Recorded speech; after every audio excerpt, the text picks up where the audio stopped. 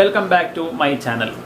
നമ്മൾ കുറച്ച് ദിവസങ്ങളിലായിട്ട് ബികോം ഫൈനൽ ഇയറിലെ ഡിസ്റ്റൻസ് എഡ്യൂക്കേഷൻ്റെ എക്സാം ഓറിയൻറ്റഡ് ആയിട്ടുള്ള കുറച്ച് കാര്യങ്ങളൊക്കെയാണ് ചർച്ച ചെയ്തുകൊണ്ടിരിക്കുന്നത്. കോപ്പറേഷൻ 2 എന്നുള്ള ഭാഗം ഒന്നാമത്തെ പാർട്ട് കഴിഞ്ഞ വീഡിയോയിൽ നമ്മൾ ചെയ്തിട്ടുണ്ട്. അതിൻ്റെ രണ്ടാമത്തെ പാർട്ടാണ് ഇന്നത്തെ വീഡിയോയിൽ നമ്മൾ ഉദ്ദേശിക്കുന്നത്. ഇത്തരത്തിൽ യൂണിവേഴ്സിറ്റിയുമായി ബന്ധപ്പെട്ട ഒരുപാട് ക്ലാസ്സുകളും മറ്റൊക്കെ ഈ ഒരു ചാനലിലൂടെ നിങ്ങൾക്ക് നൽകാൻ വേണ്ടി ആഗ്രഹിക്കുകയാണ്. അതുകൊണ്ട് തന്നെ ഈ ഒരു ചാനൽ സബ്സ്ക്രൈബ് ചെയ്യുക, അതുപോലെ തന്നെ നിങ്ങൾ ബെല്ലൈക്കൺ അമർത്തുക. തീർച്ചയായിട്ടും ഈ ഒരു ചാനൽ നിങ്ങൾക്കുള്ള ഉപകാരപ്രദമായ വീഡിയോകൾ നൽകുന്നതായിരിക്കും. കൂട്ടുകാരെന്നാൽ നമുക്ക് നേരെ ക്ലാസ്സിലേക്ക് പോകാം.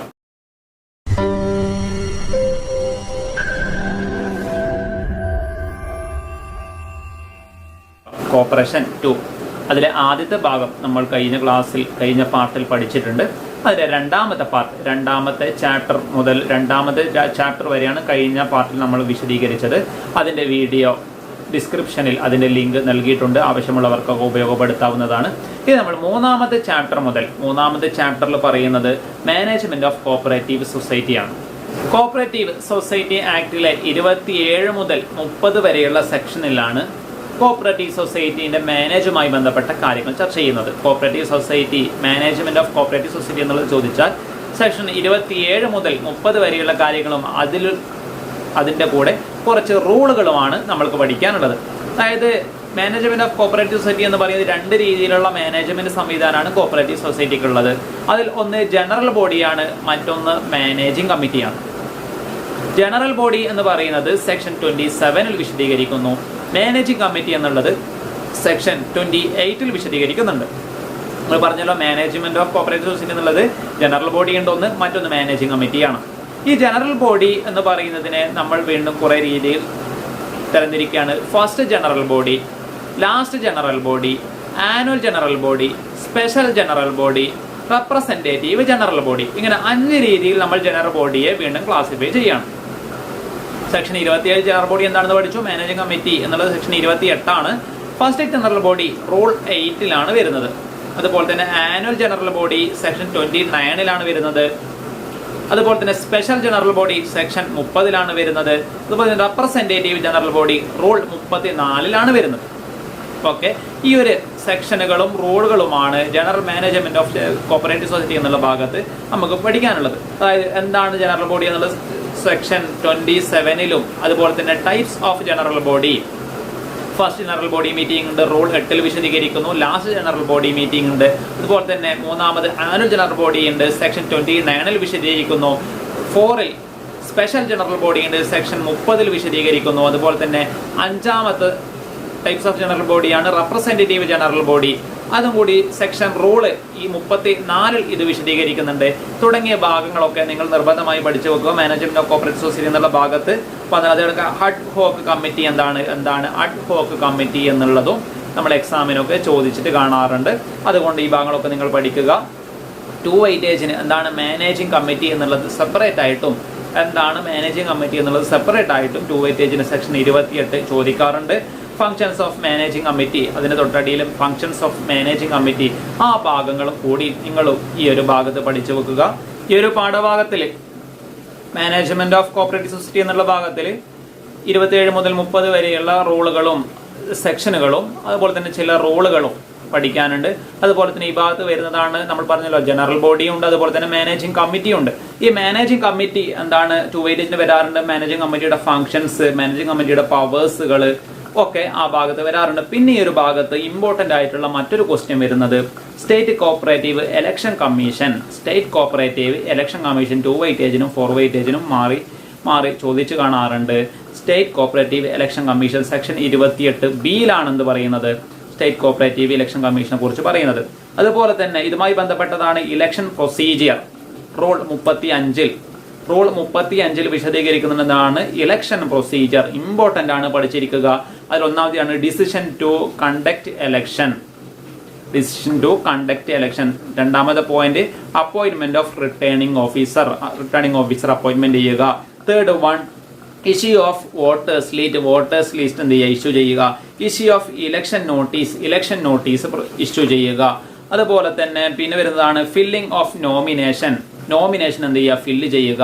ആറാമത്തേതാണ് സ്ക്രൂട്ടിനിറ്റി ഓഫ് നോമിനേഷൻ പർപ്പസ് എന്ത് ചെയ്യുക, കൃത്യമായി സൂക്ഷ്മ പരിശോധനകൾ നടത്തുക.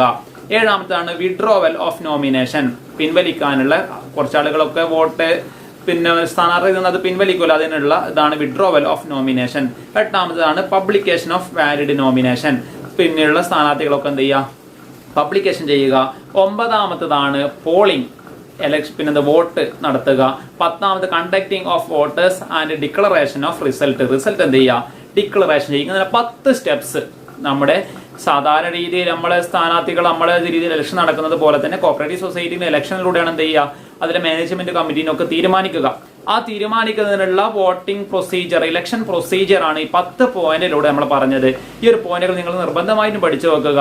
ഇത് എക്സാമിന് കൂടുതൽ വരാൻ സാധ്യതയുള്ള ഒരു ക്വസ്റ്റ്യൻ ആയതുകൊണ്ട് തന്നെ ഈ ഒരു ഭാഗം നിങ്ങൾ നിർബന്ധമായും പഠിക്കേണ്ടതാണ്.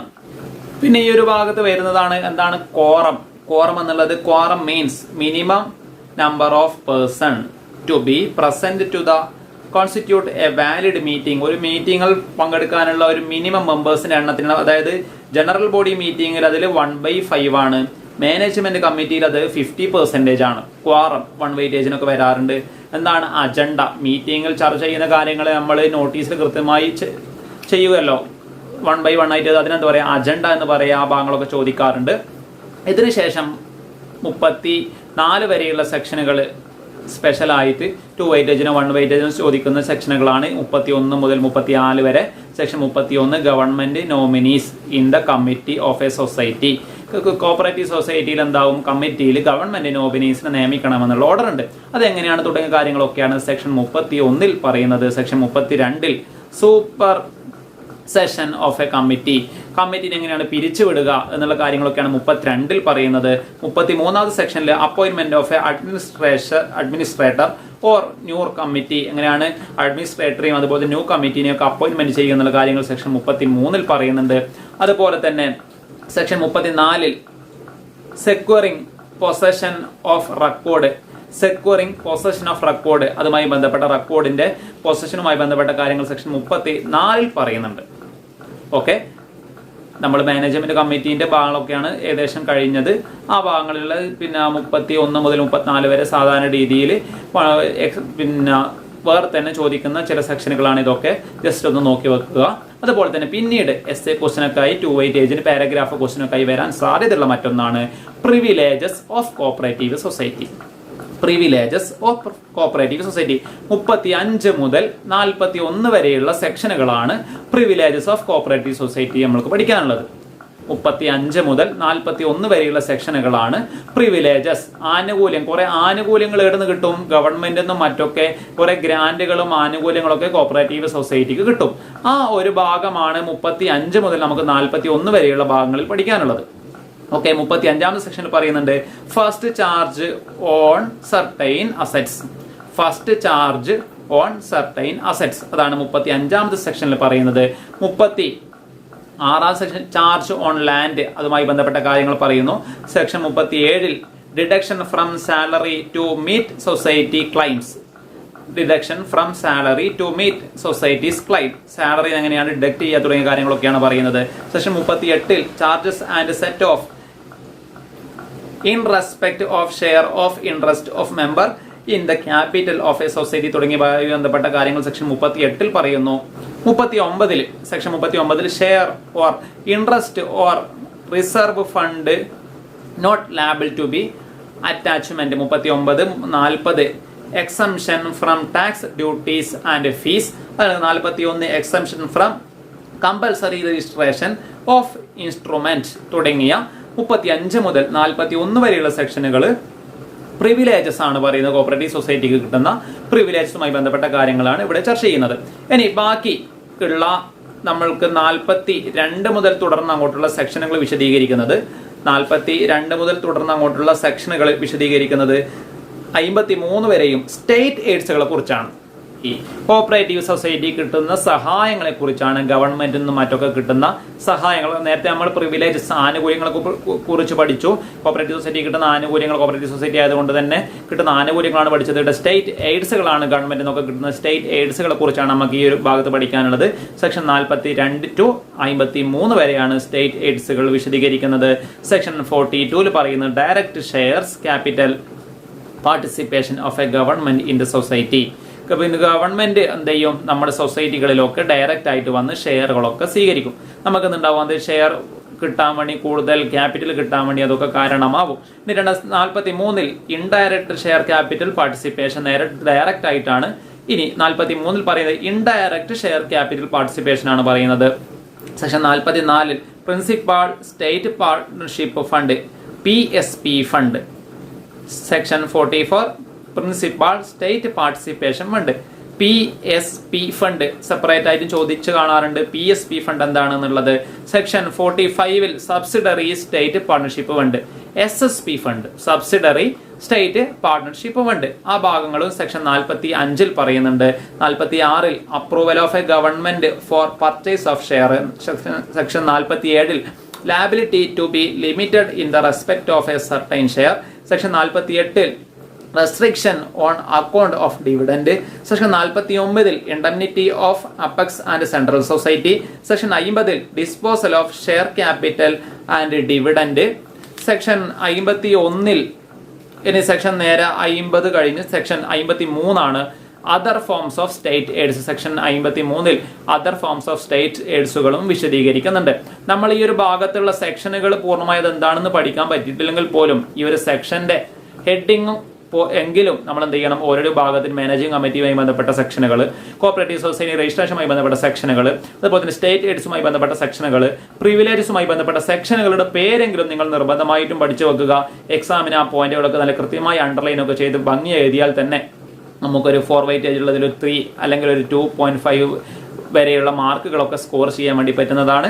അതുകൊണ്ട് തന്നെ ഈ ഒരു പോയിന്റുകളെങ്കിലും നിങ്ങൾ നിർബന്ധമായും പഠിച്ചിരിക്കേണ്ടതാണ്. ഈ ഒരു കോർപ്പറേഷൻ എന്നുള്ള ഭാഗത്ത് പിന്നീട് നമുക്ക് കൂടുതൽ വരാൻ സാധ്യതയുള്ള ഒരു ക്വസ്റ്റ്യൻ ആണ് ഓഡിറ്റ് ഓഫ് കോപ്പറേറ്റീവ് സൊസൈറ്റി. 63, 64 സെക്ഷനുകളിൽ പറയുന്നുണ്ട്. ഓഡിറ്റ് ഓഫ് കോപ്പറേറ്റീവ് സൊസൈറ്റി 1 വെയിറ്റേജിനും 2 വെയിറ്റേജിനും ഒക്കെ വരുന്നതാണ് ഓഡിറ്റ് ഓഫ് കോപ്പറേറ്റീവ് സൊസൈറ്റി എന്നുള്ളത്.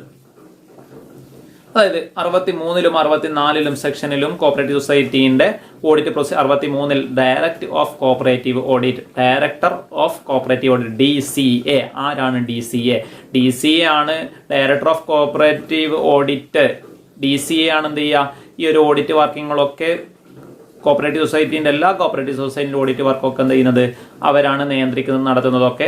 ആ സെക്ഷൻ 63 അതുമായി ബന്ധപ്പെട്ട കാര്യങ്ങൾ ഡയറക്ടർ ഓഫ് കോപ്പറേറ്റീവ് ഓഡിറ്റ് കൃത്യമായി പറയുന്നുണ്ട്. അതുപോലെ സെക്ഷൻ 64 പവർ ഓഫ് DCA യുടെ പവറുകളുമാണ് ഈ ഒരു ഭാഗത്ത് പഠിക്കുന്നത്. പിന്നെന്താണ് ഓഡിറ്റ് മെമ്മോറാണ്ടം, എന്താണ് സമ്മറി ഓഫ് ഡിഫക്ട്സുകൾ തുടങ്ങിയ ഭാഗങ്ങളൊക്കെ ഈ ഒരു ഭാഗത്ത് നമ്മൾ നോക്കി വെക്കുക.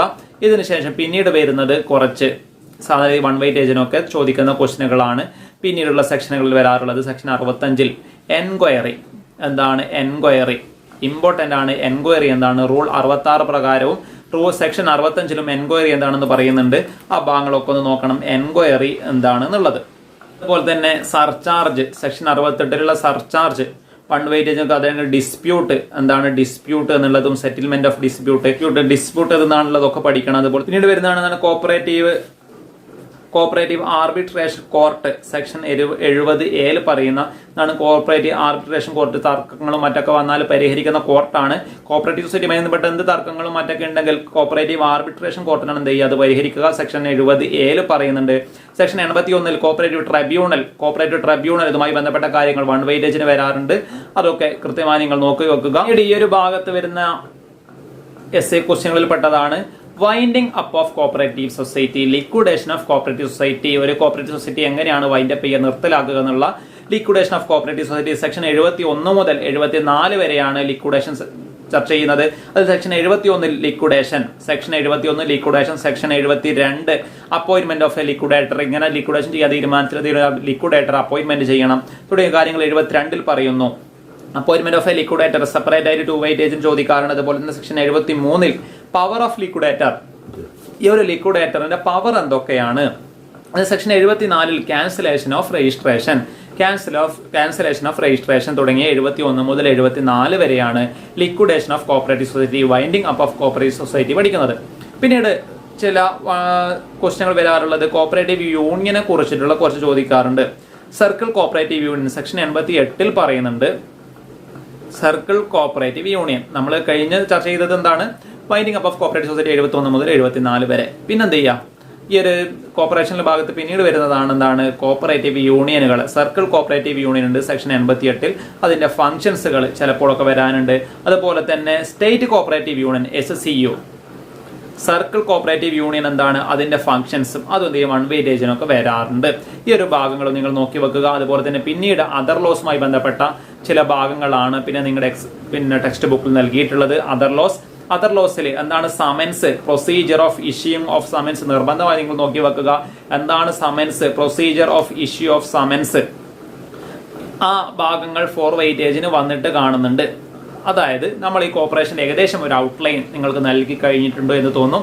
ഡീറ്റെയിൽ ആയിട്ടുള്ള ഒരു ക്ലാസ് എടുക്കാനുള്ള സമയം അല്ലാത്തതുകൊണ്ടാണ് ഇങ്ങനെ സ്കിപ്പായിട്ട് ഇമ്പോർട്ടൻ്റ് ക്വസ്റ്റ്യൻ മാത്രം ഒന്ന് പറഞ്ഞു തരാൻ വേണ്ടി ഒരുപാട് ആളുകൾ ചോദിച്ചിട്ടുണ്ട്. ആ ഒരു രീതിയിൽ ഏകദേശം നമ്മുടെ ഈ ഒരു കോർപ്പറേഷൻ്റെ ഭാഗങ്ങളൊക്കെ ഈ രീതിയിൽ പഠിച്ചാൽ നിങ്ങൾക്ക് നല്ലൊരു മാർക്ക് സ്കോർ ചെയ്യാൻ വേണ്ടി പറ്റുന്നതാണ്. ഒന്നുകൂടി ഡീറ്റെയിൽ ആയിട്ട് essay ക്വസ്റ്റ്യനുകൾ മാത്രം ഒന്നുകൂടി പറയുകയാണ്. കൃത്യമായി നിങ്ങൾ നോട്ട് ചെയ്യുക. essay ക്വസ്റ്റ്യൻ വരുന്നതാണെന്ന് history of cooperative legislation in India. History of cooperative legislation in India. രണ്ടാമത് വരാൻ സാധ്യതയുള്ളതാണ് history of cooperative legislation in Kerala. History of cooperative legislation in Kerala, കേരളത്തിന്റെ ഹിസ്റ്റോറിക്കൽ ബാക്ക്ഗ്രൗണ്ട്. അതുപോലെ തന്നെ പിന്നെയാണ് രജിസ്ട്രേഷൻ. സെക്ഷൻ 3 മുതൽ 9 വരെയുള്ള ഭാഗമാണ് രജിസ്ട്രേഷൻ. essay ക്വസ്റ്റ്യൻ വരാൻ സാധ്യതയുള്ളതാണ്. മറ്റൊന്ന് നാലാമത് right and liabilities of a member 19 മുതൽ 26 വരെയുള്ള സെക്ഷൻ. പിന്നെ audit of cooperative society, audit of cooperative society 63 മുതൽ 64 വരെ, 63ഉം 64ഉം. പിന്നെ വരാനുള്ളത് എലക്ഷൻ പ്രൊസീജിയർ, റൂൾ 35 പറഞ്ഞിട്ടുണ്ട് എലക്ഷൻ പ്രൊസീജിയർ. അത് കൃത്യമായി 10 പോയിന്റുകളും എക്സാമിന് വരാൻ സാധ്യതയാണ്, നിർബന്ധമായും പഠിക്കുക. ഏഴാമത് winding up of cooperative society 71 മുതൽ 74 വരെ പറയുന്നുണ്ട് winding up of cooperative society. പിന്നെ വരാൻ എസ്സേക്ക് വരാൻ സാധ്യതയുള്ളതാണ് function and power of managing committee 27 മുതൽ 30 വരെയുള്ള section. Function and powers of managing committee 27 മുതൽ 30 വരെയുള്ളത്. പിന്നെ സിവിൽ പ്രൊസീജിയർ കോഡ് എന്താണെന്നും അതിനൊക്കെ IPC തുടങ്ങിയ കാര്യങ്ങളൊക്കെ വരാറുണ്ട്. Civil procedure, IPC, Indian penal കോഡും ആ ഭാഗങ്ങൾ അവസാന ഭാഗത്ത് അതർ ലോസിന്റെ ഭാഗത്തുള്ളതാണ്. ഇനി പാരഗ്രാഫ് ക്വസ്റ്റ്യൻ 2 വെയിറ്റേജിന് വരാൻ സാധ്യതയുള്ള ക്വസ്റ്റ്യനുകൾ കൂടി ഒന്ന് പറയാം. 1904ലെയും 1912ലെയും ആക്ടിലെ പ്രൊവിഷൻസുകൾ ഒന്നാമത്തെ പാഠത്തിൽ നമ്മൾ പറഞ്ഞത്. പിന്നെ അമെൻമെന്റ് ഓഫ് ബൈലോ സെക്ഷൻ 12. അതാണ് expulsion of member section 17 2 weightage വരാൻ സാധ്യതയുള്ള.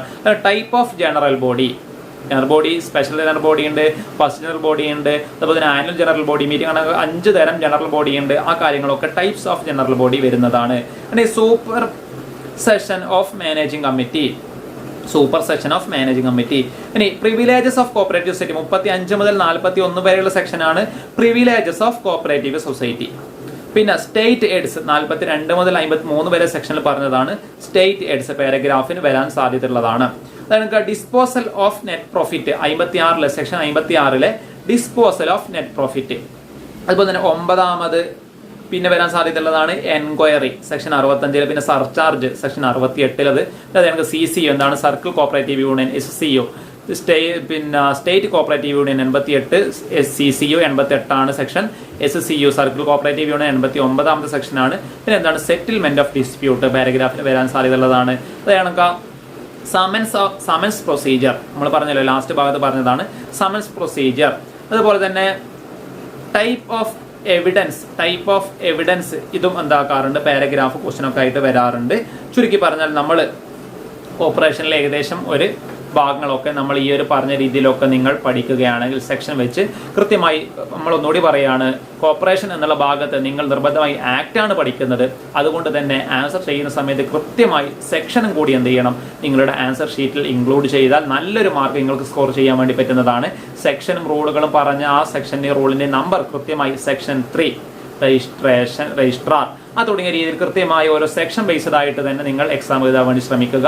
ആ സെക്ഷൻ ബേസ്ഡ് ആയിട്ടുള്ള ഒരു ചെറിയ ക്ലാസ്സുകളാണ് നിങ്ങൾക്ക് നൽകിയത്. തീർച്ചയായിട്ടും നിങ്ങൾക്ക് ഇത് ഉപകാരപ്പെട്ടിട്ടുണ്ടാവും എന്ന് കരുതുന്നു. ഉപകാരപ്പെട്ടാൽ മറ്റുള്ളവരിലേക്ക് ഷെയർ ചെയ്യാനും അതുപോലെ തന്നെ കമന്റ് ചെയ്യാനും നിങ്ങളുടെ സംശയങ്ങളൊക്കെ കമന്റ് ബോക്സിൽ അറിയിക്കാവുന്നതാണ്. നിങ്ങളുടെ സംശയങ്ങൾ തീർത്തരുന്നതാണ്. Okay, good bye.